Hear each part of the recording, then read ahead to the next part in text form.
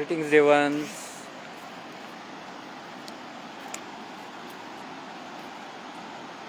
So happy to do this live here from Uttarkashi. I'm right now in Uttarkashi, and this is the holy Ganges, Ma Gange.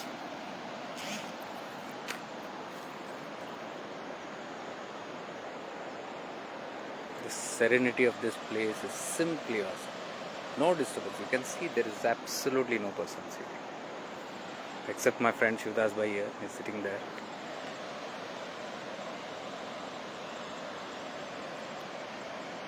So greetings to all of you.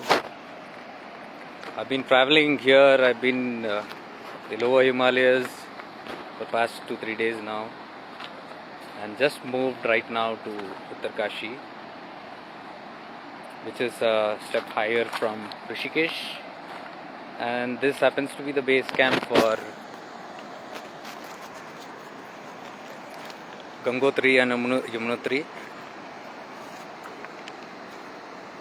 So you can see, I just wanted to show you the serenity of this place, and look at this waters. That's the holy river Ganges, flowing from north down to the south. मैं उत्तरकाशी में हूँ, प्रणाम आप सबको। और ऋषिकेश में था 2-3 दिन, और उत्तरकाशी में हूँ आज। यहाँ से हम पता नहीं, शायद गंगोत्री की तरफ भी जाएंगे। कुछ ठीक से प्लान पता नहीं है मुझे, मैं इनके साथ आया हूँ, बड़े स्पॉन्टेनियसली जा रहा हूँ। तो आपको माँ गंगे का दर्शन कराना था यहाँ से, उत्तरकाशी से। ये देखिए,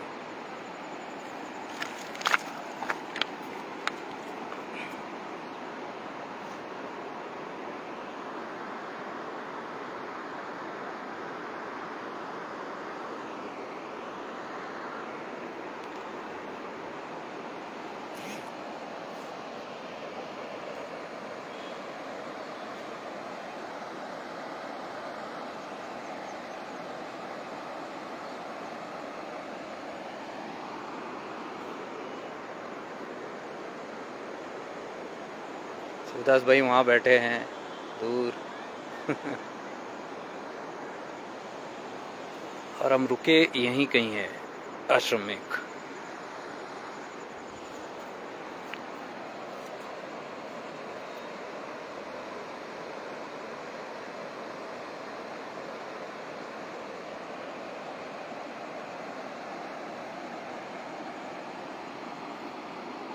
You can hear far away the river's sound.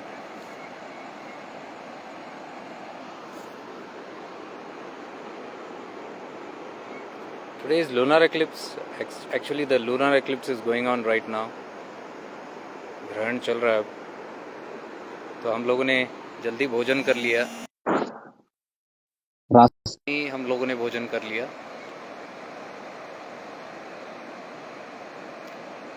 भोजन करके यहाँ आए, अभी जस्ट पहुँचे हैं। उत्तरकाशी में अभी हम। ये बहुत ही बेहतरीन समय है ध्यान करने का, और सौभाग्य कि गंगा तट पे आज उत्तरकाशी में रुकने को मिल रहा है आज की रात। कल का तो पता नहीं, कल शायद हम गंगोत्री की तरफ भी बढ़ जाएं, कुछ पता नहीं है, कोई प्लान नहीं है।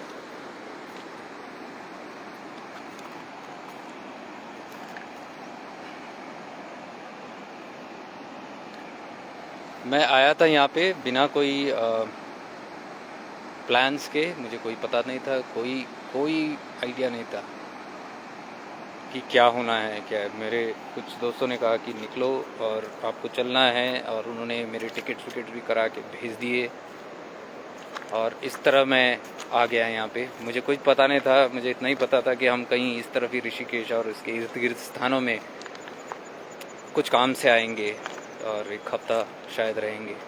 तो उस हिसाब से मैं निकला वहाँ से, और मुझे कुछ पता नहीं। ऋषिकेश में 2 दिन निकले, उसके बाद आज उत्तरकाशी, फिर आगे बढ़ रहे हैं और ऊपर हिमालय की तरफ।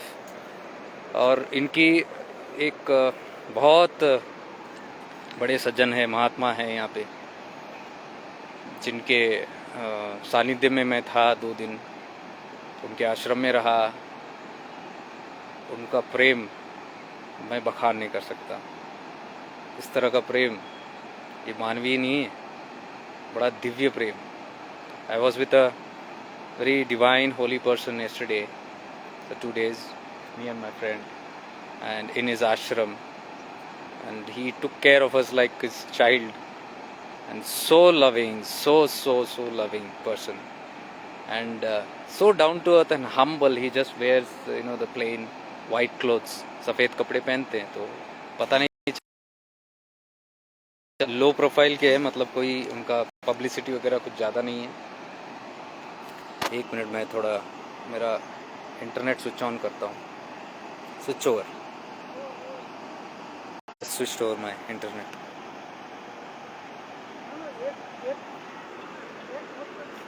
सो ऐसे करके मैं यहाँ आया और उनके सानिध्य में वहाँ रहने का बहुत बड़ा अवसर मिला। और मैं तो यही कहूँगा कि ये गंगा मैया की कृपा है, असीम कृपा।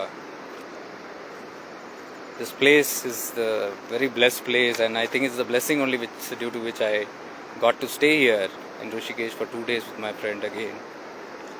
He was the one who initiated the whole thing, and this great being, he remains unknown to the public, but he does great work. His work is to serve all the yogis and sadhus and saints who are in the Himalayas, in the deep snow areas, in the caves. And he reaches lot of stuff to them.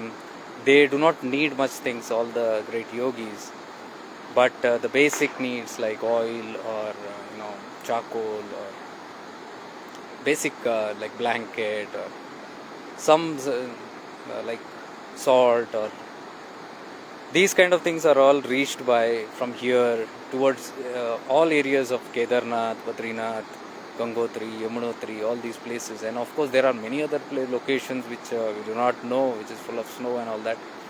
Now because all the gates have closed for Kedarnath and Yamunotri and Badrinath, I think Badrinath and Gangotri is open now. That will also close immediately for the winters. So it is going to be hugely snow area here. It's going to be full of ice here. That's why most of the yogis are brought down. So they stay in these places, Uttarkashi, they come down to Gangotri, and most of them spend their another 5 to 6 months here, and then they go back. So while they are here, we get to serve them, and that's how this great being is doing a great service to these great rishis. Yesterday he was telling me, if anybody deserves anything the best in this world, that is these पुण्यात्मास, these yogis. वो कह रहे थे अगर कोई सही में हकदार और लायक है कोई अच्छे वस्तु का, इस दुनिया का सबसे अच्छे से अच्छे उत्तम वस्तु का, अगर कोई हकदार सही में और लायक है तो वो ये ऋषि मुनि, ये योग संत साधु है जो इस क्षेत्र में ऐसे रहते हैं, हिमालय के कंदराओं में रहते हैं, क्योंकि ये उस अवस्था पे पहुंच गए जहाँ हम सबको जाना है एक दिन, लेकिन ये विरक्त होके त्याग करके पूर्णता से अपने भीतर समा के उस परम पद पे पहुँचने की चेष्टा कर रहे हैं। और बहुत सारे तो पहुँच भी गए, बहुत सारे महात्मा तो पहुँच भी गए, लेकिन अब बैठे हैं, ध्यान कर रहे हैं, तपस कर रहे हैं, भजन कर रहे हैं दुनिया के लिए, प्रार्थनाएं कर रहे हैं, जप कर रहे हैं दुनिया के लिए, विश्व कल्याण के लिए। तो वो कह रहे थे महात्मा, आंखों में आंसू लिए, कल बता रहे थे हमें कि अगर कोई सही हकदार है, अगर एक सिल्क जो कहते हैं ना, मखमल का भी एक कपड़ा आ गया हाथ में, और मैं देखता हूँ, वो कह रहे थे, वो देखता हूँ कुछ भी ऐसी चीज़ वस्तु जो उत्तम चीज़ है हमारी दुनिया की, श्रेष्ठ, तो बोलते हैं कि एकदम मुझे वही साधु संत याद आते हैं और बोलते हैं कि यही उसके सही हकदार है और कोई नहीं।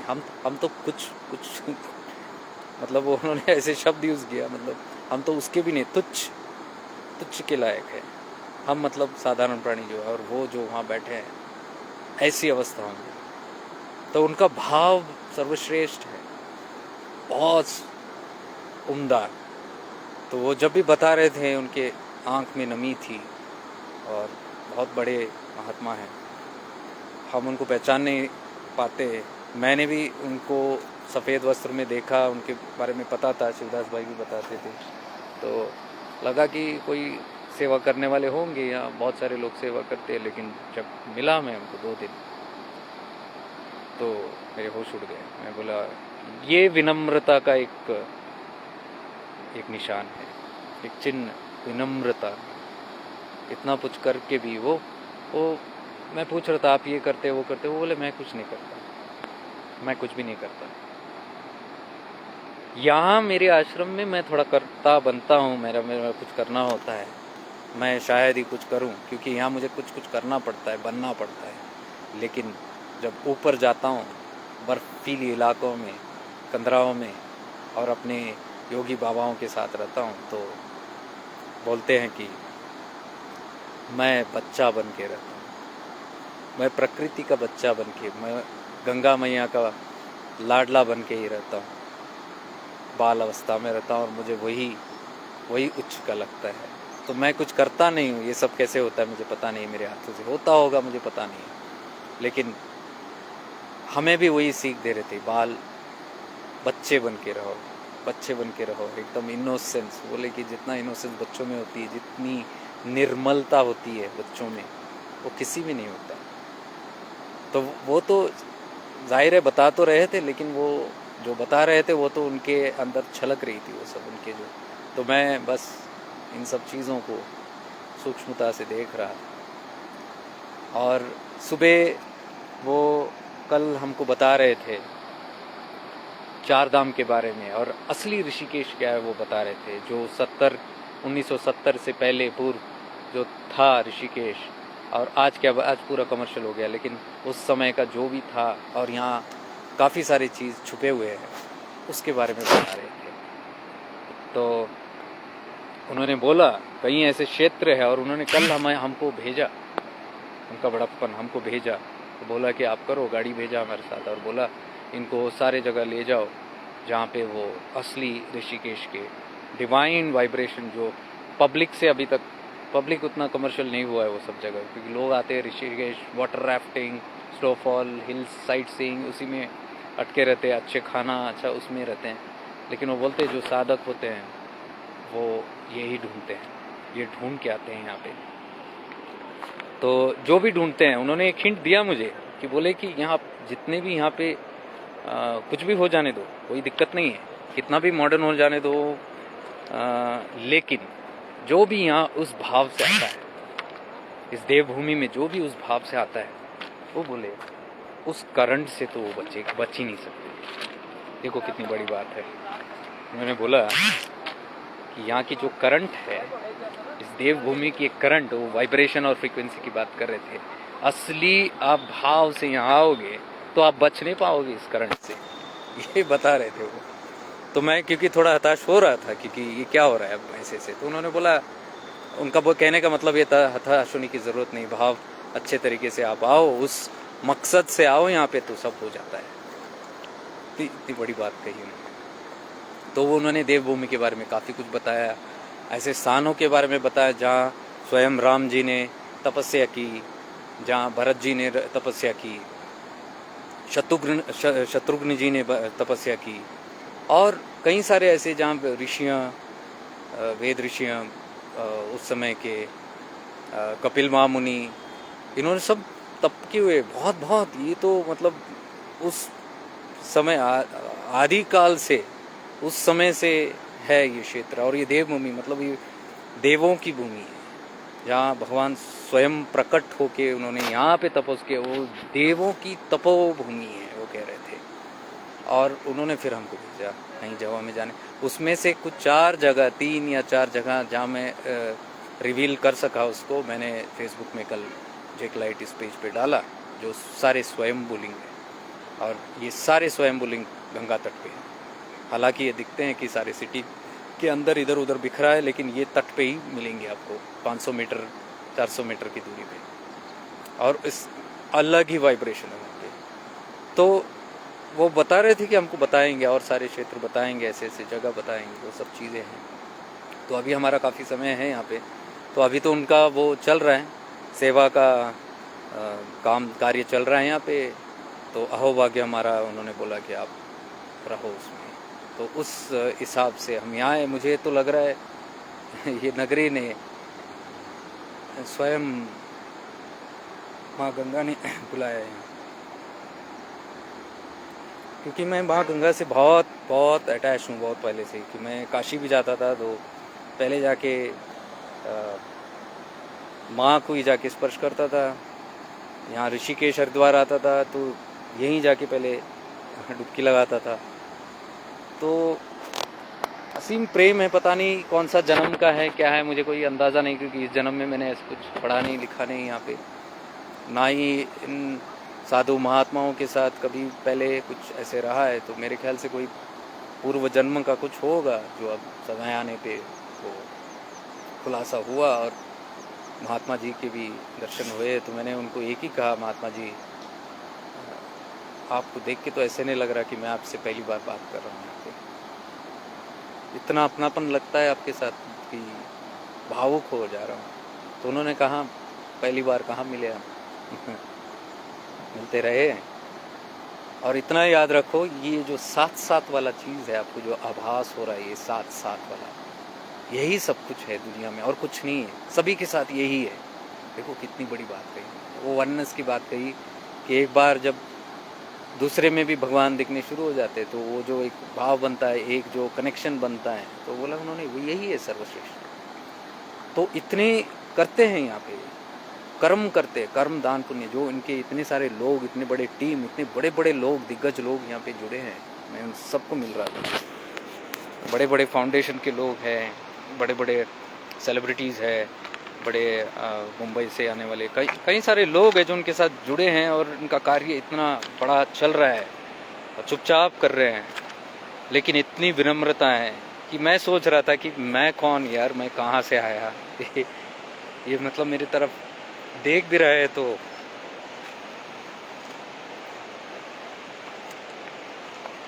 देखना तो छोड़ो, उन्होंने मतलब बच्चे जैसा संभाला हम सबको, इतना प्यार से रखा अपने आश्रम में, इतने प्रेम से। और मैं उनको कह रहा था महाराज जी कि आप इतने अच्छे सब जानते हैं। उन्होंने बोला हाँ, मैं बचपन से यहीं रहा हूँ, मैं गुरु के साथ इस गंगा तट पे मैंने तपस्या की है, मेरे गुरु जी को देखा, उनके गुरु को देखा, और मैं यहीं पले बड़ा हूँ गंगा तट पे ही, मेरी कुटिया यही है।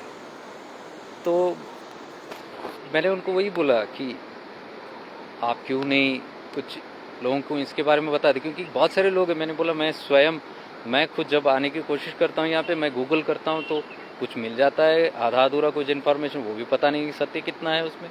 तो आपने जितना कुछ आज विवरण किया, ये अगर लोगों तक पहुँच जाए तो कितनी बड़ी बात है। मैंने बोला आप 1-2 वीडियो भी करा देंगे तो बहुत अच्छा हो जाएगा, मैं कर लूँगा शूट, अब पता लगने दो। तो सुबह थे वो बड़े खुश थे, वो बोले ठीक है कर लेंगे शाम को। फिर उसके बाद तो पूरा दिन हम बाहर रहे ऋषिकेश में, वो त्रिवेणी घाट में थे और काफ़ी समय वहाँ बीता, शिवानंद आश्रम में थे समाधि के पास। तो फिर उनसे कॉल आया कि शाम को जब फ्री हुए तो हम मिलने गए। तो मैं और शिवदास भाई फिर मिलने गए उनको।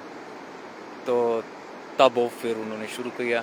उन्होंने शायद वो आंखों में देख लिया मैंने, क्योंकि कई सारे लोग बैठे थे। जब सुबह बात कर रहा था मैंने देखा, वो जब बात कर रहे थे अपने गुरुदेव के बारे में, तो उनकी आँख नम हो गई, एकदम सी नमी आ गई। और दूसरा वो आज नहीं आ पाए यहाँ पे, तो उनको कुछ हुआ था, तो उन्होंने बोला कि आप लोग जाओ, आज मैं नहीं हूँ लेकिन आप हमारे टीम के साथ जाओ, आप लोग जाओ दोनों। तो मैं नहीं आ पाऊँगा। तो जैसे ही उन्होंने बोला मैं नहीं आ पाऊँगा तो रो पड़े। मतलब इतना स्नेह है उनको साधु संतों के साथ, अवधूतों के साथ जो यहाँ सब रहते हैं। बोले कि मैं मिल नहीं पाऊँगा इस बार आप उनको, और रोने लग गए। फिर वो बोले कोई नहीं, आप लोग जाओ, इस बार नहीं हूँ मैं, अगले बार फिर देखेंगे। तो उस समय मैंने पढ़ लिया इनका कुछ, तो मेरा संपर्क बहुत गहरा बन गया उनके साथ, आंखों ही आंखों में चलने लग गया। फिर थोड़े बातें, थोड़े प्रश्न ऐसे की तो शायद उनको लगा कि कुछ ये सीरियस टाइप का बंदा है, और उन्होंने बोला शाम को ट्रिप की बात करते हैं। फिर शाम को जब हम गए तो बहुत गहराई वाली बातें करने लग गए। एक तो ये देवभूमि के बारे में, फिर अपनी चेतना के बारे में, और काफ़ी सारे ऐसे टिप्स और ये थे जो इतनी उम्दा थी। तो शिवदास भाई ने बोला भाई आप रिकॉर्ड कर लो, क्योंकि उन्होंने सुबह बोला था, तो मैंने बोला चलो करते हैं। मैंने बोला महाराज मैं थोड़ा रिकॉर्ड कर लेता हूँ। तो थोड़ा देर देखे मेरी तरफ, और फिर शायद उन्होंने मन बदल लिया। फिर उन्होंने बोला अभी तो फ़िलहाल में आप यहाँ रिकॉर्ड कर लो सिर्फ। मैंने बोला ठीक है महाराज। फिर उसके बाद 2.5 घंटे वो हमारे साथ सत्संग में रहे हम लोग, और खूब सारी बातें बोली, खूब सारी चीज़ें बोली। इतना भावुक हो गया मैं, मेरा यहाँ आने का ही मकसद पूर्ण हो गया। जैसे 2 दिन से तो घूम रहा हूँ ऋषिकेश में, ऐसे कुछ ये नहीं लग रहा था, लेकिन जैसे उनको मिला मैं कुछ समझ गया, शायद ये मकसद पूरा हो गया आने का था इनका यहाँ पे। तो आज सुबह भी मैं उनसे कह रहा था कि हम कहाँ से आए, कहाँ जाए, कुछ पता नहीं। देखो अब स्वामी जी हम यहाँ पे है महाराज। तो हमको विदा करने से पहले आश्रम में वो वही कह रहे थे कि जिसको जो बुलाना है, जिसको जो कराना है वो करते, हम कौन होते हैं करने वाले। जिसको जब भी बुलाना है, जिसको जब भी दर्शन देनी है, जिसको जब भी कुछ आवाज़ कराना है, तो वही नियम है प्रकृति का, वो इसी तरह से काम करता है। ये देवभूमि में इसी तरह से काम करता है। तो मैं बोला मैं आपका फिजिकल प्रेजेंस तो मिस करूँगा। तो बोले उसका तो कुछ नहीं है, जाओ। हमेशा अपॉर्चुनिटी जो है हाथ में, उसको नहीं खोना। हम प्लान करते रहते कि अभी नहीं, बाद में करेंगे, फिर करेंगे, बाद में उनके साथ जाएंगे। ये बोले कि वो कुछ नहीं है। ठीक है, ये बात अलग है, मैं आपके साथ आऊँगा तो अलग होगी अनुभूति, नहीं आऊँगा तो एक अलग होगी अनुभूति, लेकिन जो आपके हाथ आया है वो आया है, तो उसको पूर्ण करो। पूरी आपकी चेतना आप उस पर रखो। और एक मज़े की बात क्या हुई कल, पूरा जो 2-2.5 घंटे उन्होंने बात की, मेरा आत्मा खुश हो गया, क्योंकि वो पूरे 2.5 घंटे मेरे साथ एक मेन टॉपिक पे बात कर रहे थे, वो था जागरूकता।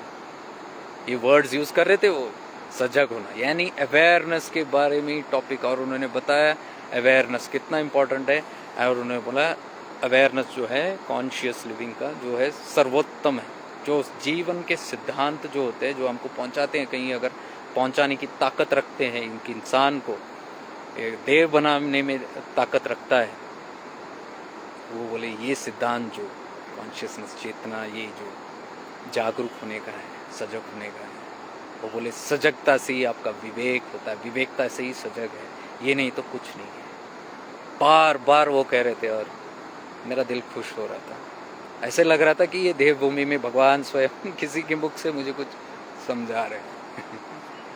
बहुत अच्छा लगा, बहुत बहुत अच्छा लगा। और मेरे ख्याल से मेरी हिंदी भी थोड़ी, देखो कितना प्रभाव होता है हिंदी का। मैं तो इतना डरता हूँ, घबराता हूँ हिंदी बात करने से भी, लेकिन अभी देखो मैं एक ये महसूस कर रहा हूँ कि बड़ी सरलता से मेरी मुख से ये वाणी निकल रही है।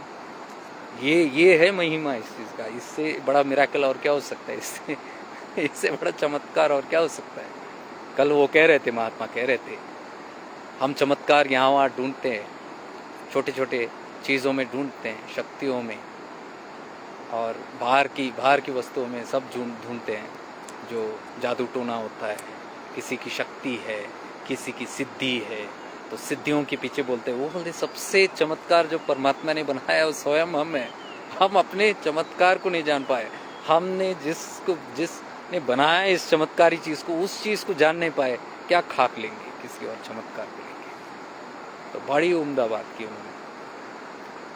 तो उसके साथ मैंने बोला ठीक है, हम फिर मुलाकात करेंगे, आपका सानिध्य प्राप्त करेंगे। तो वीडियो मेरे बनाने की बहुत इच्छुकता थी, लाइव भी करने का इच्छुकता थी, लेकिन वो लो प्रोफाइल रहना पसंद कर रहे हैं। उनको नहीं चाहिए था, शायद पब्लिसिटी वगैरह नहीं चाहिए, इसलिए मैं कुछ ज़्यादा उस पर नहीं कर पाया। लेकिन उन्होंने जो भी बोला वो मैंने यहाँ रिकॉर्ड कर लिया है। ये जब जब मौका मिलेगा मैं शेयर करता रहूँगा, जब भी जो भी जैसा भी अनुभव होगा यहाँ पे, उस प्रकार से मैं करता रहूँगा। तो मैं सोचा अभी उत्तरकाशी आए हैं हम, और एक बहुत मज़ेदार और अचंभे की बात है, ये कुछ है, पता नहीं इस ट्रिप का उद्देश्य क्या है, लेकिन मैं ऐसे ही चल पड़ा। मैं मेरे दोस्तों को बोला, वो पूछ रहे थे कहाँ जा रहे हो कैसे, मैं बोला कुछ पता नहीं मुझे, और मैं स्पॉन्टेनियस जा रहा हूँ, मुझे कुछ भी पता नहीं है, तो जो होगा जैसे होगा मुझे लेके जाने दो, जो होगा। और मेरे ख्याल से सब अच्छा खुल रहे हैं। अभी जस्ट मैं उत्तरकाशी पहुँचने से एक 10 मिनट पहुँच रहा था, गाड़ी अभी पहुँची नहीं थी यहाँ पे। हम यहाँ पे एक आश्रम में रुके यहीं पे, हमारी पूरी बंदोबस्त उन्होंने की है, पूरी व्यवस्था इतनी अच्छी से व्यवस्था की है हमको यहाँ रुकने का। तो हम यहाँ रुके हैं, और जैसे ही मैं पहुँचने वाला था, 10 मिनट ही था, एक महात्मा का मुझे मैसेज आया, आनंद तीर्थ बोल के हैं, तो मेरे फेसबुक और इंस्टाग्राम से भी कनेक्टेड है। वो आनंद तीर्थ महाराज वो घूमते रहते हैं, स्वामी जी है, उनका सन्यासी है, ब्रह्मचारी है, घूमते रहते हैं। और उनके बहुत जहाँ पे भी घूमते हैं, अभी मेरे ख्याल से वो नर्मदा तट पे थे, तो उन्होंने काफ़ी वहाँ के चित्र और काफ़ी वहाँ के महिमाएं और उनकी तपस और उसके बारे में काफ़ी वो मुझे गाइड करते रहते हैं। जब भी उनके छोटे मोटे पोइट्री है, जो पता नहीं हमारा क्या कनेक्शन है, वो स्वयं ही जुड़े मुझसे। मतलब मेरे एक दिन मैंने देखा उनका, मेरे फ्रेंड लिस्ट में वो है, इंस्टाग्राम में भी है, और फिर शेयर करने लग गए। फिर कभी एक दो बार हम एक्सचेंज करते थे, कुछ बात ऐसी भी हो जाती थी। तो उसके बाद तो पता नहीं उनका क्या है, लेकिन वो हमेशा कुछ भी रहा तो शेयर करते, बहुत कम शेयर करते, लेकिन अच्छा शेयर करते हैं। तो उनसे भी एक बड़ी अच्छी सी लगाव हो गई थी। वो नर्मदा तट पे थे पिछले हफ्ते या पिछले 15 दिन पहले मैं देखा था, तो वहाँ पे कुछ अपना तप कर रहे थे। और अब क्या हुई पता है, मैं 10 मिनट भी नहीं था यहाँ पहुँचने में, उत्तरकाशी गाड़ी में पहुँच रहे थे, उनका मैसेज आया। मैं जान गया हूँ कि आप कहीं हिमालय के पास हो, हिमालय की तरफ हो, मैं उत्तरकाशी आ रहा हूँ, आप कहाँ हो? मैं बोला ये क्या है, और अब बस सामान रख के मैं इधर ही आया, फर्स्ट इधर ही आया। शिवदास भाई वहाँ बैठे हैं, ध्यान कर रहे, तो मैं अपने माताजी को फ़ोन करके अभी पहले बात किया, फिर उसके बाद ये लाइव कर रहा हूँ। तो लाइव करने से जस्ट शुरू करने से पहले उनका मैसेज आया। मैं अभी थोड़ी देर में ही पहुँच रहा हूँ उत्तरकाशी, और मेरे ख्याल से 5:30-6 बजे तक पहुँच जाएंगे। तो उन्होंने बोला 6:30 बजे तक पहुँच जा रहा हूँ, और आपको मिलना है, उन्होंने कहा, मतलब मुझे मिलना चाह रहे। मैं बोला ये तो बहुत बड़ा डिवाइन मीट है, मुझे पता नहीं क्या है कि आप इस भूमि में इसी समय जहाँ मैं पहुँचा, इस मतलब 10 मिनट के अंतराल में या 1 घंटे के अंतराल में, हम दोनों यही क्षेत्र में हैं, और आप मैसेज भी कर रहे हो, और देखो हम उत्तरकाशी में ही है दोनों। मैंने बोला स्वामी जी हम मिलेंगे, और मैंने बोला जहाँ मेरा स्थान है, मैंने बताया मैं यहाँ रुका हूँ, आप बताइए कहाँ मिलना, लेकिन हम मिलेंगे। उन्होंने बोला yes surely, it's a divine meet बोला उन्होंने। तो अभी 6 नहीं बजा है, तो अभी रास्ते में ही है वो कहीं, तो जैसे ही मिलेंगे वो भी मेरे लिए एक सेलिब्रेशन होगा, पता नहीं क्या है, लेकिन मेरे लिए ये सब चमत्कार से कम नहीं है। तो मैं सोचा मेरी खुशी भी मैं बांट दूं थोड़ा सा, और ये सब शेयर करूं, क्योंकि आप लोग भी जो है ये पथ पे चलने वाले, जो है सत्य का मार्ग पे चलने वाले हैं, और जो आत्म साक्षात्कार की तरफ जो चल रहे हैं, परम प्राप्ति की तरफ जो चल रहे हैं, मेरे ख्याल से आपको हेल्प होगा, ये सब थोड़ा इंस्पायर करेगा आपको, थोड़ा हमको मोटिवेट करेगा, थोड़ा इन सब चीज़ों को जानने के बारे में अच्छा लगेगा, थोड़ा इन महात्माओं के बारे में जानने से अच्छा लगेगा। मेरे हमेशा रोल मॉडल्स यही रहे, मेरे हीरोज़, मेरे सेलिब्रिटीज़ यही रहे हैं, अवधूत रहे हैं, साधु संत रहे हैं, क्योंकि उनके पथ पे चलने की पूरी कोशिश करते रहता हूँ। हालांकि इतनी मुश्किल है, बहुत मुश्किल है, कठिन है सफ़र, तो चलने की कोशिश करते रहता हूँ। जैसे कल स्वामी जी महाराज हमको कह रहे थे कि ये जो सफ़र इतना कठिन वाला उन्होंने चुना है, तो कल वो जब बता रहे थे एक महात्माओं के बारे में, मेरे मतलब आंख भर आ रहे थे, कैसे कैसे अवस्था में रहते हैं गुफाओं में, कैसे कैसे कंदरावा में, और कोई उनको कुछ दिया तो भी फ़र्क नहीं, नहीं दिया तो भी फ़र्क नहीं, दिया तो ले लेते, नहीं दिया तो भरोसे रह जाते। ऐसे सिचुएशंस में ये पिछले कई सालों से काम कर रहे हैं, कई सालों से। मेरे ख्याल से ये जब से यहाँ है तब से ये कुछ ये चला रहे हैं, अभियान चला रहे हैं इस चीज़ को लेके। तो मैं बोला मैंने भी काफ़ी सारे देखे हैं, सेवा प्रोजेक्ट्स वगैरह देखे, लेकिन इस प्रकार का नहीं देखा कभी, जो इतनी गुप्त में। और ये छोटी मोटी नहीं है, छोटी मोटी नहीं है, बहुत बहुत बड़ी मात्रा में, बहुत बड़ी मात्रा में। आप सोच नहीं सकोगे उतना इससे चलता है, लेकिन इतना गुप्त चलता है। और इतनी बड़ी बात, आज सुबह हम निकलने वाले थे तो धूप में बैठे थे महाराज, तो मैं मौका मिलते ही मैं उनके सानिध्य में रह जाता हूँ। मतलब मुझे थोड़ा भी वक्त गंवाना नहीं था, तो मैं उनके साथ और बैठ के बात कर रहा था। तो और कई सारे महात्मा आ रहे थे उनको मिलने के लिए, बड़े बड़े महात्मा आ रहे थे कहीं कहीं से। उनके और एक महात्मा दोस्त थे, मित्र हैं, जो साथ में उन्होंने तपस्या की थी नर्मदा तट पे, वो भी आए उनको मिलने। सिर्फ केवल मिल के जाने के लिए आए थे, क्योंकि उनकी तबीयत थोड़ी ऊपर नीचे हो गई थी महाराज की। जैसे उनको पता चला, वो वहाँ से निकले, एमपी से, ओमकारेश्वर से निकले, और वो बता रहे थे हमको, ये देखो हमारे मित्र। और इतना प्रेम दोनों में, गले मिल रहे हैं, इतना प्रेम से हाथ पकड़े बैठे हैं, बाप रे। मैं बोला ऐसे प्रेम हम मैंने तो कभी महसूस नहीं किया। तो वो दिख रहा था, साफ दिख रहा था। और सबसे बड़ी बात जो आज मेरा दिन बना दिया, मेरी ज़िंदगी बना दी, वो आज बात करते करते बैठे थे तो ऐसे ही पूछ रहे थे। तो मैंने बोला मेरा एक स्थान है, हमारा शिवदास भाई भी बोल रहे थे, हमारा एक स्थान है जो हम रेगुलरली जाते हैं, वो है तिरुवन्नामलाई, अरुणाचल। उन्होंने बोला अरुणाचलेश्वर, अरे तिरुवन्नामलाई तो मैं 16 साल गया हूँ। हर साल तिरुवन्नामलाई विजिट करते थे, रमणाश्रम में रहते थे महाराज, और 16 साल गए। और एक बार तो 23 दिन रहे वहाँ पे आश्रम में, उन्होंने पूरा व्यवस्था किया था उनका। और उन्होंने मुझे बताया, रमणा जो है, उन्होंने हाथ जोड़ के नमन करके बोला, उनसे श्रेष्ठ कोई हो नहीं सकता, क्योंकि वो जो बताते थे उसके उस तरफ कुछ नहीं है। वो मतलब सीधे पॉइंट पे उधर ही जाके, और कोई टेढ़ा मेढ़ा नहीं। जैसे मैं बताता हूँ ना अपने लाइफ में, रमणा महर्षि जी, कोई टेढ़ा मेढ़ा बात नहीं, सीधे पॉइंट पे, सीधी बात, बिना वक्त जायज किए। तो वो एग्जैक्टली वही बताए, टेढ़े मेढ़े यहाँ घुमा फिरा के कुछ बात नहीं करेंगे, सीधे वहाँ तक लेके जाएंगे। लेकिन उनको समझना, मतलब चेतना जिसकी उस लेवल पे है तो ही समझ पाएंगे, नहीं तो लोग रमणा को भी नहीं समझ पाएंगे। लेकिन वो कह रहे थे, उनका एक आप पढ़ो, उपदेश सारम पढ़ो, सारे ग्रंथ आपने पढ़ लिया इसे। तो देखो 2 दिन, मतलब एक दिन पहले महात्मा जी, महाराज जी हमको बैठ के पूरा भागवत के बारे में बता रहे थे, पूरे महिमाओं के बारे में बता रहे थे, पूरा माइथोलॉजी जो है ना उसका असली रस बता रहे थे, सब कुछ बता रहे थे। तो मैं उतना जुड़ा नहीं हूँ मैथोलॉजी से, लेकिन मैं बोला ठीक है, उनका वो भाव से वो बता रहे जो भी है उनका, क्योंकि उसमें उनको एक्सपीरियंस हुआ है। तो मेरे मन में ये आ रहा था कि भगवान रमणा तो लास्ट को बोलते हैं कि वो करता भी कुछ नहीं है, करने वाला भी कुछ नहीं है। सेवा करने वाला कौन होते हैं? आप कौन होते हैं सेवा करने वाले?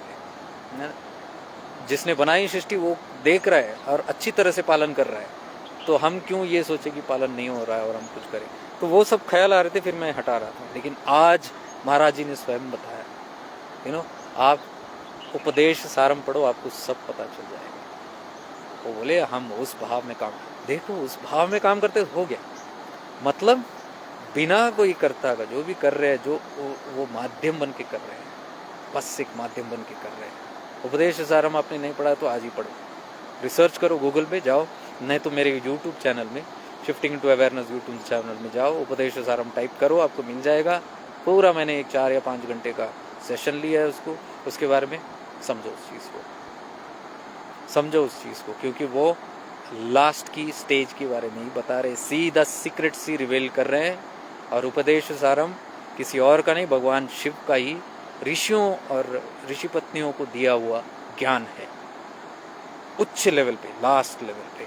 तो वो सबकी बस की बात नहीं होगी, लेकिन आपको अगर इंटरेस्ट है सही में अध्यात्म, real spirituality, practical spirituality without glamorous, पढ़िए उस चीज़ को। और ये जो इतने बड़े बड़े महात्मा यहाँ हिमालय में भी उपदेश सारम, रमणा जी को इतनी तारीफ कर रहे हैं, नमन किया उन्होंने 2 दिन में। कभी उन्होंने हाथ जोड़ के, कभी नमन, आज करते करते उन्होंने ऊपर देख के नमन करके बोला, उनको आगे पीछे ऊपर नीचे सभी दिशाओं से नमन है मेरा रमणा जी को, उनका जैसा कोई नहीं है। तो ठीक है,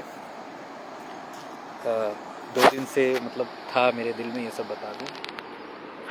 ये देखो, ये उत्तरकाशी है, काफ़ी ठंड है, ठंडा पानी है। तो मेरे मन में ना 2 दिन से ये चल रहा था कि आपको बताऊं, आपको कुछ इसके बारे में बोलूं, क्योंकि ये मेरे दिल में बस गया था बहुत सारा चीज़।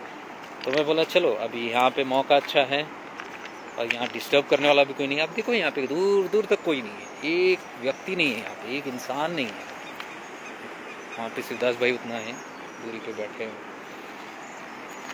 ये देखो कितना शीतल है।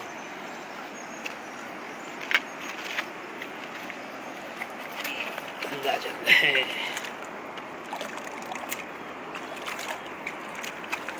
जय माँ गंगे, जय माँ गंगे।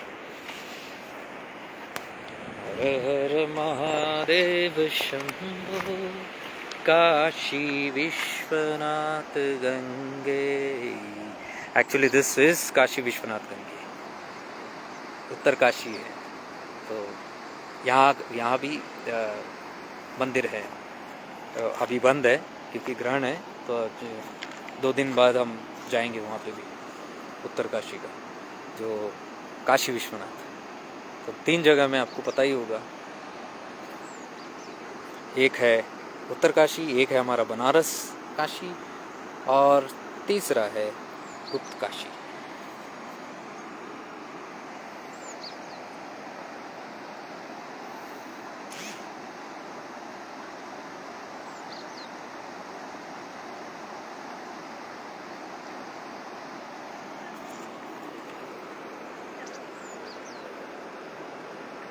कहते हैं काशी की महिमा ये है कि ये 3 काशी है। प्रलय के वक्त ये इसका कुछ नहीं होगा, मतलब ये सुरक्षित रहेगा, सब कुछ चला जाएगा, लेकिन 3 काशी जो है यही रह जाएगा। ये है कहावत। ये मुझे आते ही महात्मा ने यहाँ बताया कि ये इसका महिमा है यहाँ पे। तो मेरे ख्याल से अभी हम चलते हैं। शिवदास भाई वहाँ बैठे हैं, वो भी ध्यान कर रहे हैं। अब मैं थोड़ा देर ध्यानस्थ हो जाता हूँ यहाँ बैठ के, तट पे बैठ के। मेरे ख्याल से वहाँ चला जाता हूँ, क्योंकि वहाँ देखो एक व्यक्ति दिख रहा है मुझे वहाँ बैठा हो। वो देखो एक व्यक्ति और कोई महात्मा वहाँ बैठे हैं, दिख नहीं रहे ठीक से, उनका चोला दिख रहा है। तो उत्तरकाशी भी इस समय सारे महात्माओं से भरा हुआ है, क्योंकि इस समय पे सारे नीचे आ जाते हैं, ऊपर सब बंद हो जाता है। केदारनाथ, बद्रीनाथ, गंगोत्री, यमुनोत्री सब बंद हो जाता है, तो सारे नीचे ही आ जाते हैं। और इसके लिए बहुत सारे साधु यहाँ मिलेंगे अपने को, तो उनकी भी सेवा यहाँ जारी रहेगी। यहाँ पे जो भी काम है, तो हम एक दिन यहाँ उनकी सेवा में रहेंगे, और फिर कल या परसों पता नहीं कैसे गंगोत्री भी जाएंगे। वहाँ पे भी कुछ सेवा अभियान है इनका। तो जो भी जुड़े इस, वो देखो शिवदास भाई अपनी यहाँ नस्त हो बैठे हैं, मैं जाके बैठता हूँ उनके साथ।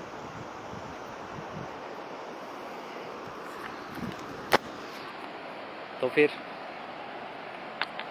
बाद में मिलता हूँ, मुझे पता नहीं आज या कल या जब भी मौका मिलेगा मैं वहाँ से भी लाइव करने की कोशिश करूँगा। अगर वहाँ इंटरनेट नहीं है तो फिर मैं एक छोटा सा वीडियो बना के डालूँगा।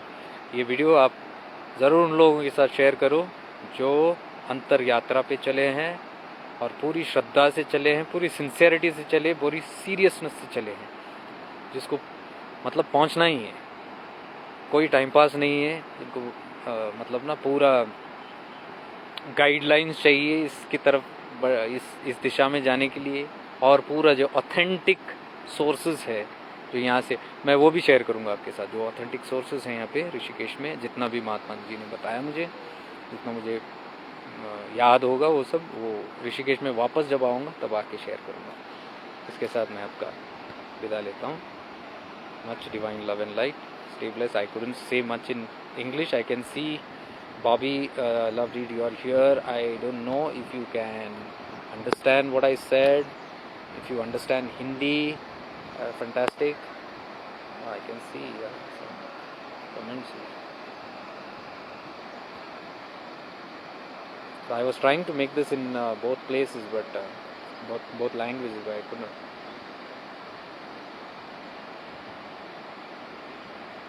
There is a huge Trishul of Devi in Uttarkashi. If we touch lightly the tip of the finger where the whole Trishul will shake. If we use force, it won't. Binduji, it might be. There are a lot of things here, but this is all Bahimukhi. I will still tell you, this is all Bahimukhi. Antarmukhi is everything. Because even that Mahatma, when he said, we were talking about Guru, somebody was talking, we were with this Guru and my Guru was here. He said, Guru is inner. अगर आपने आपकी अंतर गुरु को जागृत नहीं किया तो बाहर की गुरु कुछ भी नहीं कर पाएगा आपका. Which Ramana Maharshi says. He says, until you ignite your inner guru, the external guru cannot do anything to you, even if you want.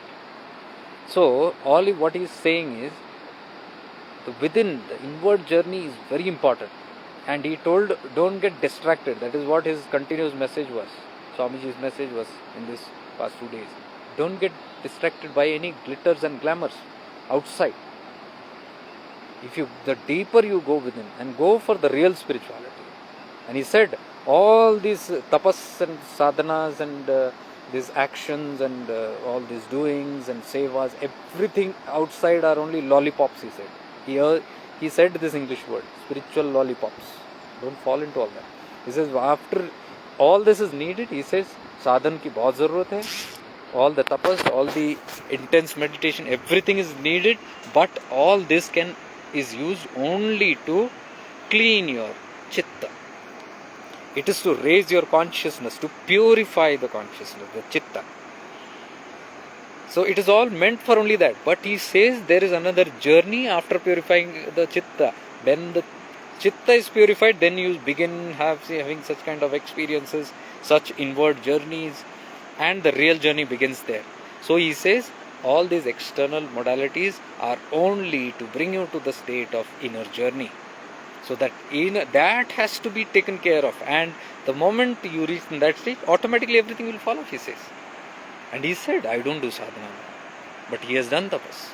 He says, now my work, my life, what I talk, what I live, my behavior, my every word, my thought, my action is conscious living in awareness, complete awareness. And when I am in that awareness, that spirituality, that is my sadhana.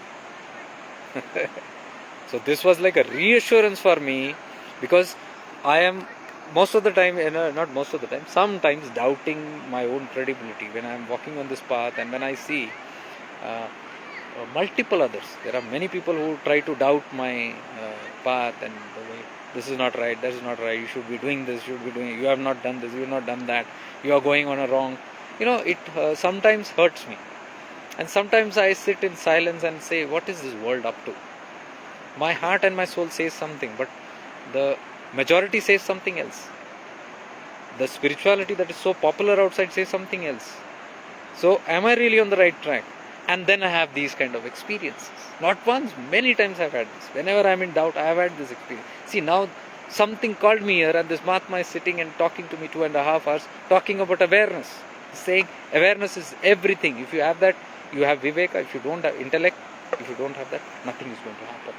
And he says, it is of no use if you don't have viveka. The discriminative power which comes through awareness. So, it was a consolation for me, and it was very sure, I was very sure. Now, what he means, there is some divine message coming from there. So I take it, and so I am seriously saying, follow the inner journey. Somebody told me when I came, I was putting here, Bhaiya, go for that rafting, you will enjoy it. I am sorry. Rafting is not meant for sadhaks. Rafting is not for yogis. We are not here for entertainment. This is worldly entertainment. Rafting and all that. And then there is spiritual entertainment also. You enter into the spiritual, there is a lot of spiritual entertainment. We want. It will keep you in the loops, but it will never take you anywhere close to your inner chitta, your consciousness. That's very important. Stick on to that. So good you asked this question, so I could say that. All these things are there, it happens here. But it is not for the seekers of inward journey. Hari Joshi, भैया आप ऋषिकेश आए हो, यहाँ आगे आपको पितारोगढ़ की nice divine place, यहाँ आओ। पितारो what is this, I don't know. Harish ji मैं समझा नहीं, होगा कुछ तो, लेकिन मैं यहाँ अपने अपने इच्छा से नहीं चल रहा हूँ। वो एक बहुत बड़ी बात है। मतलब मैं ट्रिप में तो थोड़ा बहुत अपना इच्छा यूज़ करता हूँ, लेकिन ये ट्रिप में कुछ नहीं हूँ। मैं जस्ट समर्पित हूँ। जहाँ लोग जा रहे हैं, जिनकी भी दर्शन हो रही है, जहाँ पे भी मुझे ले जाया जा रहा है, ये जैसे अभी यहाँ रुका हूँ, ये मेरे इच्छा से नहीं आया। मुझे बिल्कुल इच्छा नहीं थी आने की, लेकिन आ गए। तो ये अपने आप हो रहा है। तो मुझे पता नहीं आपने जो जगह बोला अच्छा होगा कैसा, मुझे पता नहीं है, क्योंकि ये टीम है, मैं इनकी इसमें कोई डिस्ट्रप्शन नहीं चाहता। ये जहाँ जा रहे हैं मैं जा रहा हूँ, तो ये अगर बना आपके इसमें तो बहुत बढ़िया, तो फिर मैं वहाँ पे भी जाऊँगा। धन्यवाद आपका फीडबैक के लिए। Uttarakhand is a place here in Uttarakhand. Okay ji, अगर मिला सौभाग्य होगा, वहाँ जाना होगा तो ज़रूर होगा। यस भैया, true articulate please, can articulate. Been to Himalayas many times, pulls again and again like a magnet. Yeah, Bindu ji, you are blessed if you have been here. You are truly blessed.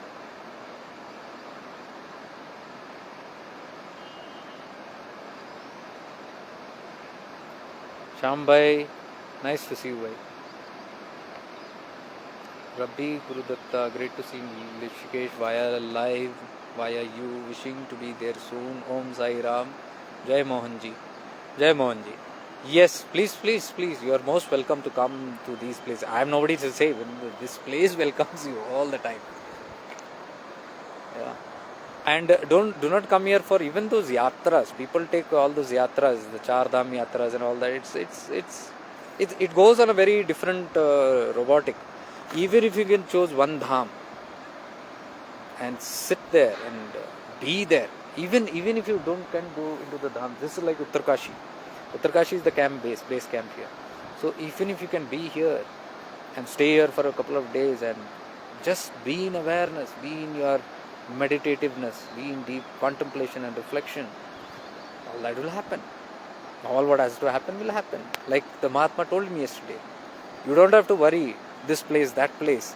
If you are pulled here to the Devbhumi with the proper intention, that current will affect you.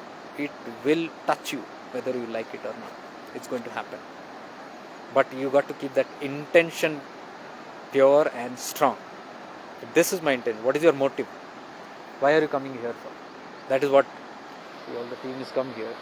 All great boys. Look at them. All young boys.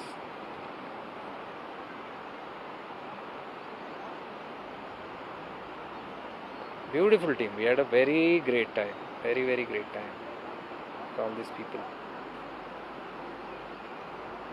I must tell you, humility I must learn from them again and again.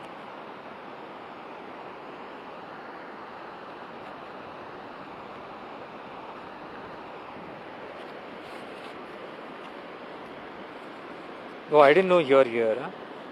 Okay, Harish ji, you are staying somewhere here. Love, lots of love to you also.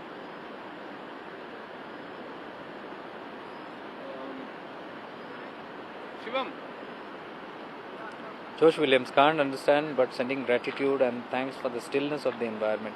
Yes, I was trying to explain this in Hindi and English, but I can brief it to you, Josh, because that's what I wanted to do. But I ended up speaking in Hindi, which is this place's and this soulful language of this place. It automatically came out. So, Meera Ramji, even though I don't understand what you're saying, Bhaiya, this is okay. So I know this would happen. So. Okay, just let me brief you. If you all are still here, I've already told in Hindi.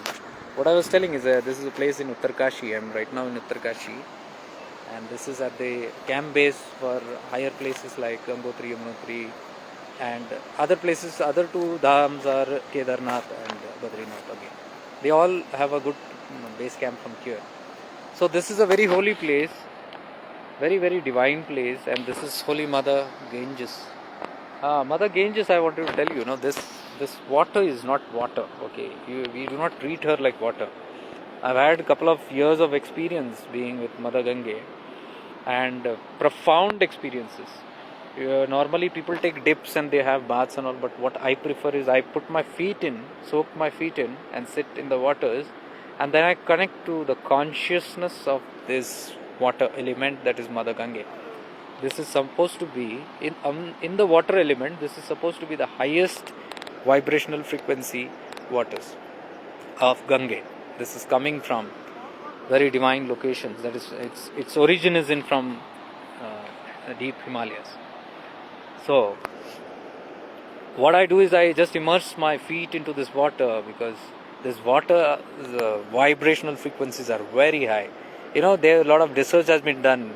People dump corpses into this, all the dirt and washing and bathing and all kind of nonsense is done in this. See, the water is very clean here because this is Uttarkashi.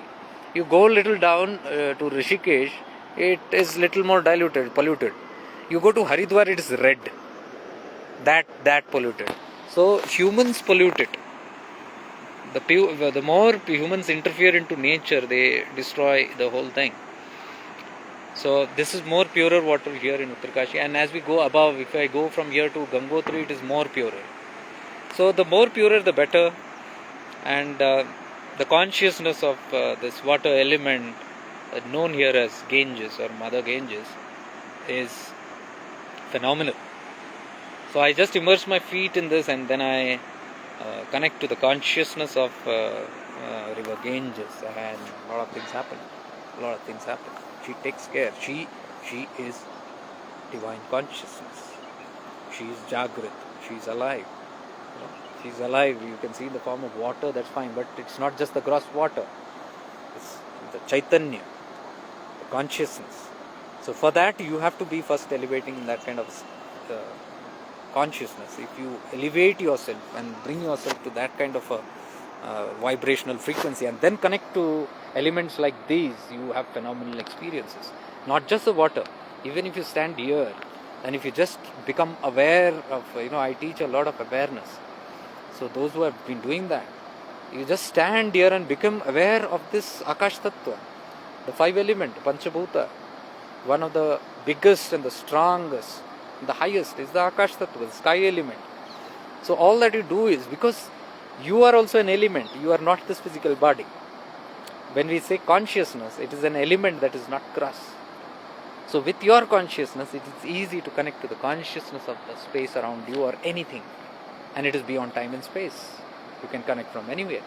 I'm telling you, mark my words, if you can do it even from right where you are looking at these waters, staring at these waters, connecting from there to Uttarkashi here, just bringing that vibrational frequency, you see what happens. Because these dimensions are not at all in, limited by any grossness. Beyond all this. Yesterday, I met a great saint, Mahatma, a very divine person who is doing a lot of services in the Himalayan ranges. He supplies a lot of things to the caves and to the icy mountains and unreachable locations. He knows. So he personally goes, and with his team he goes there and supplies a lot of things and helps them a lot in many things that they want. Charcoal, or oil, or ghee, or just for their lamps, because they don't need anything more, all these yogis. They survive on the bare minimum. But the temperatures are minus, because they are literally living in the ice, in these snows. So I was with the team, this very divine team. Right now in the car also, they were showing me photographs of there is only one yogi right now in Kedarnath who is in the snow, and they showed me his photographs, and they meet him often. And he lives there 12 months, and he has got special permission from the government. That's how he is able to live there.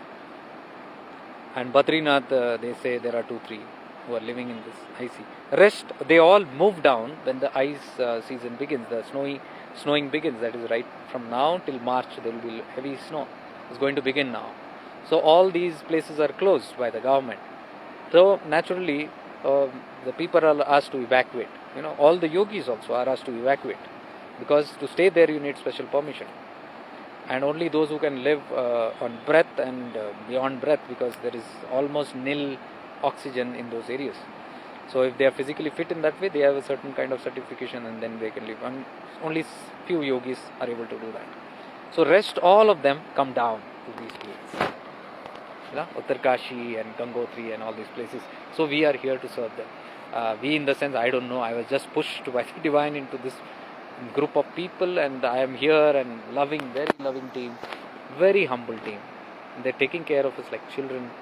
We were in Rishikesh with that Maharaja who treated us like children, like his own house. He kept us, gave us lot of desi cow milk, though I couldn't drink it. City people are not used to it yet.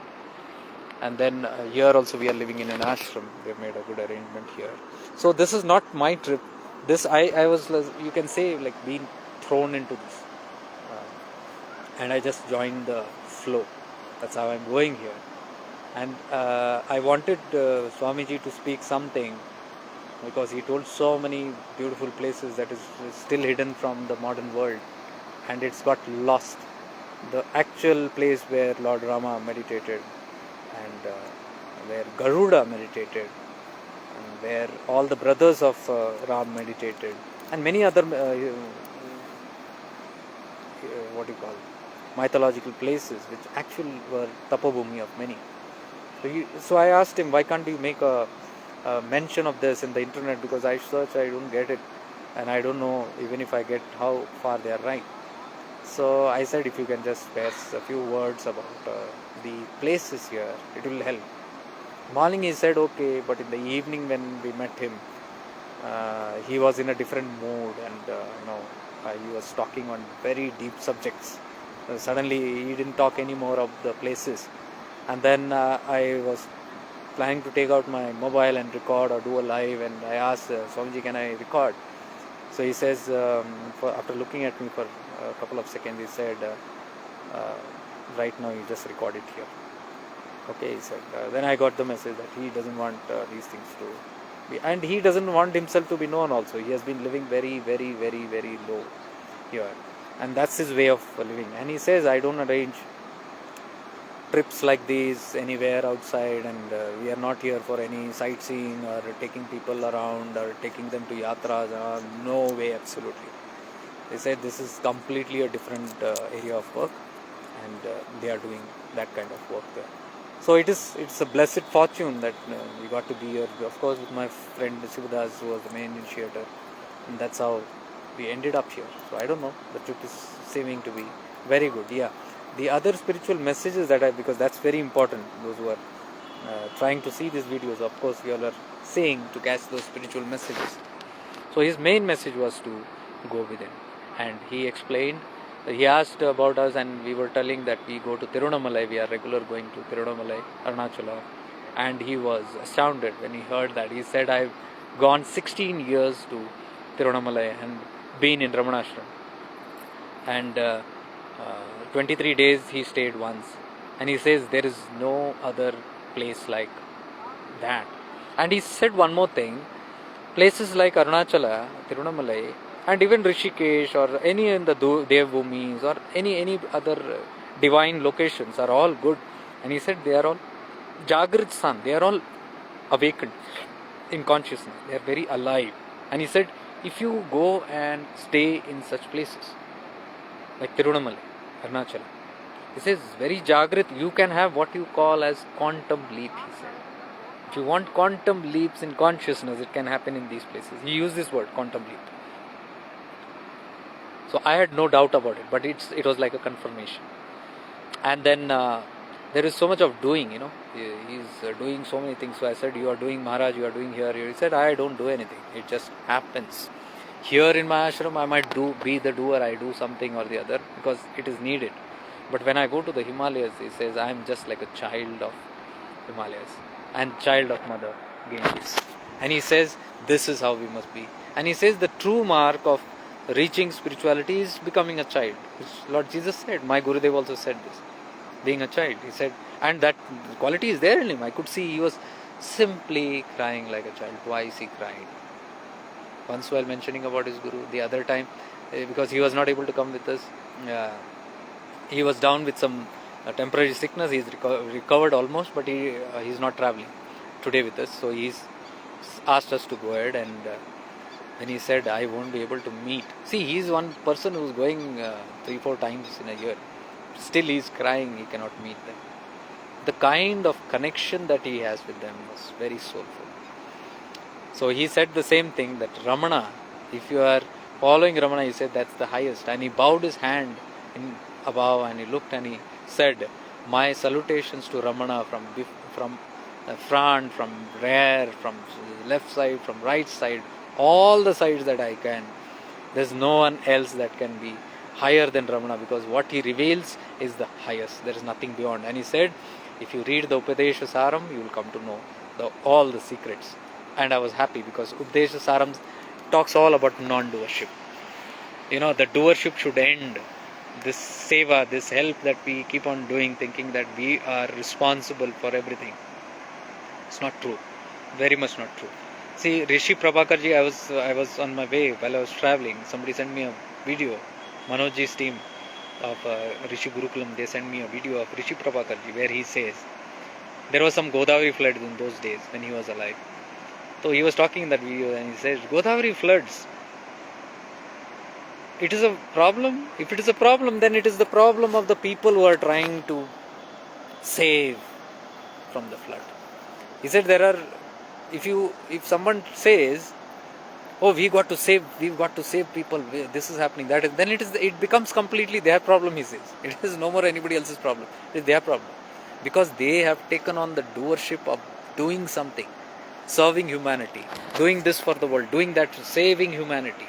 He says nobody can save anybody else, only they can save themselves. And this is all the creation, spontaneous creation activity that is happening spontaneously in nature. This is what Ramana said. Not Ramana. This is what Lord Shiva said to all the rishis and the rishi families who were involved continuously in Karmakanda. They were doing a lot of havans all the time for welfare of others and this and that, and Lord Shiva had to interfere and tell, when will this end? Because there is no end to it, he warned. If you keep on doing and doing and doing into the act, by getting into the act of doership, that you are the doer, you are going to be stuck forever. There is no liberation for you. Lord Shiva revealed this to the rishis. This is Upadesha Saram, which was revived by Ramana Maharshi. Because such kind of scriptures will always go hidden, or they will just get wiped out. So only people like Ramana Maharshi can bring them out, because that is what the real essence is.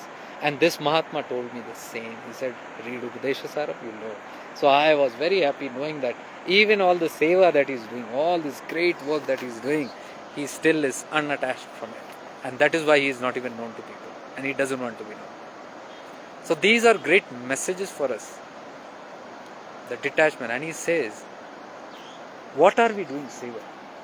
We are sending these jerkins, we are sending these blankets to them, we are sending these best quality shoes to them, socks to them, we are sending these warm clothes, we are sending these nice utensils, whatever best we can.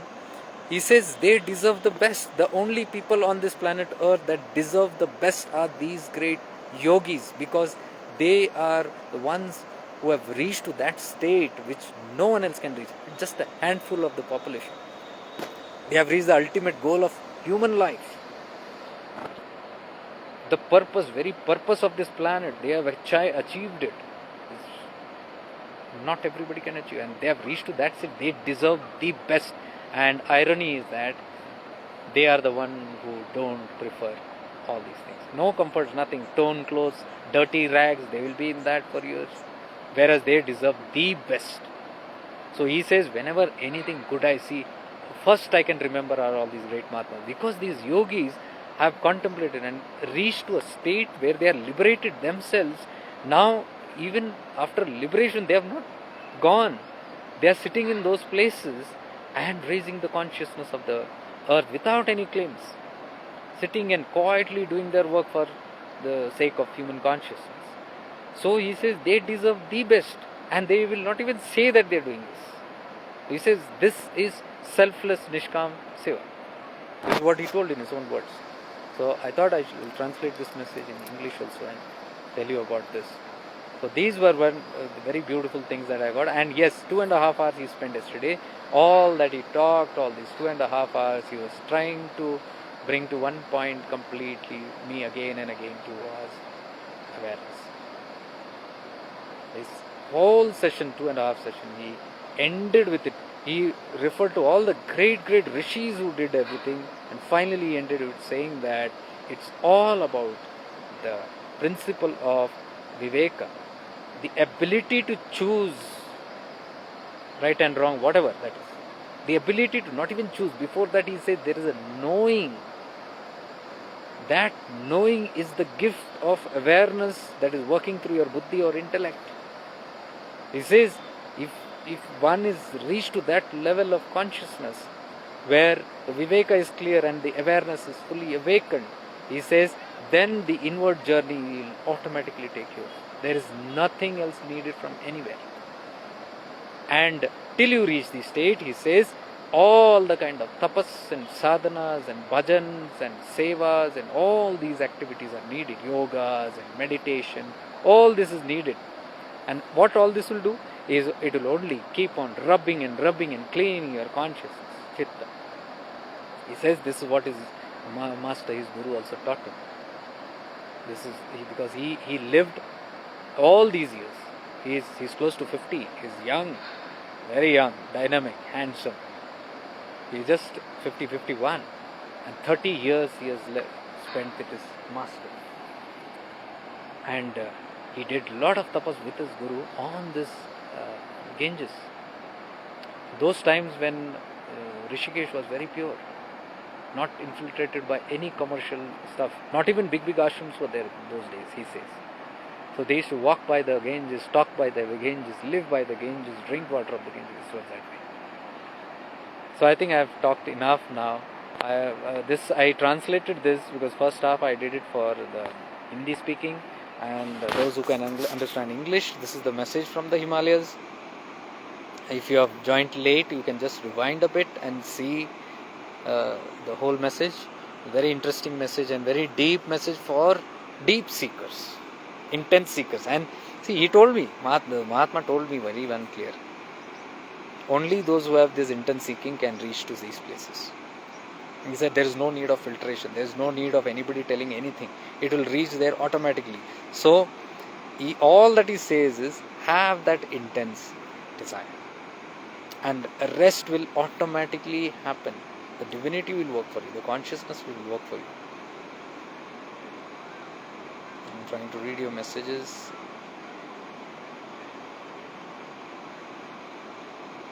I want to meet you. I don't think I'll be here because I don't know. I'm just moving with the team. I'm just quietly moving with the team. So I do not want to interrupt any of their things and nor cause any disruption or trouble to them. So meeting here won't be, I don't think so it is possible. But thank you so much for your love and kindness. Mahima Kaushik Sharma, want your guidance. What is the guidance on? Pani Sarkar, okay. Nita ji. What guidance you need, Mahima ji?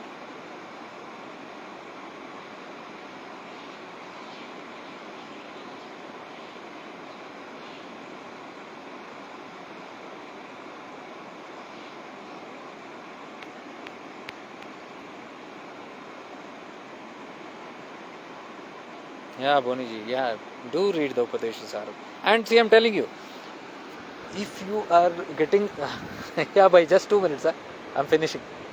I was on a live, just 2 minutes, I'll come.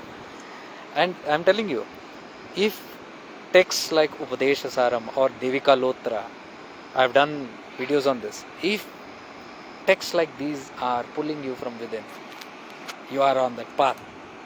And see, that is what the Mahatma told me. Maharaj said, ये देखो, अगर तुमने पूरी निष्ठा से इस पथ पे चला और पूरे इस तरीके से आप चले तो परमात्मा भी आपको रोक नहीं सकता.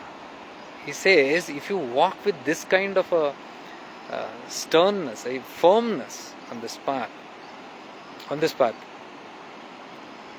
then he says, even the gods cannot stop you. That's how the laws of nature work.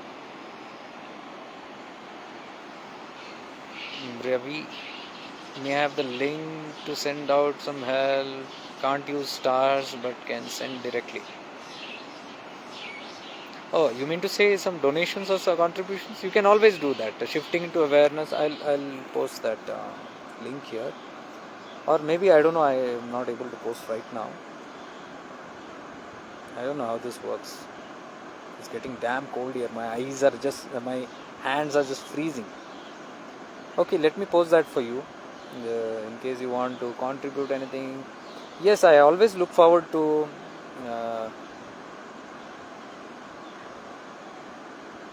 One second. And I am glad and I am so thankful to all the donors or the people who are supporting these. In whatever way you are sending stars or sending whatever, it all helps. And do not send it for me, please do not send me any material. Please do not send me any gifts. I am not. I am just saying the platform. You can always support this platform, shifting into awareness, because that is helping many people and it will help more people further again. So any help you want to do, you can always do it for shifting into awareness. For me, something is taking care. I think it will take care all the time. So I think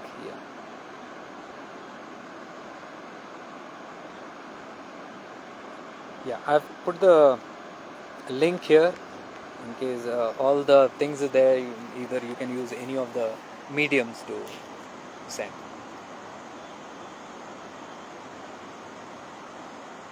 Okay, so I'm glad I put on a lot of details. Please go through this. It's getting damn chillier and my head is literally like freezing.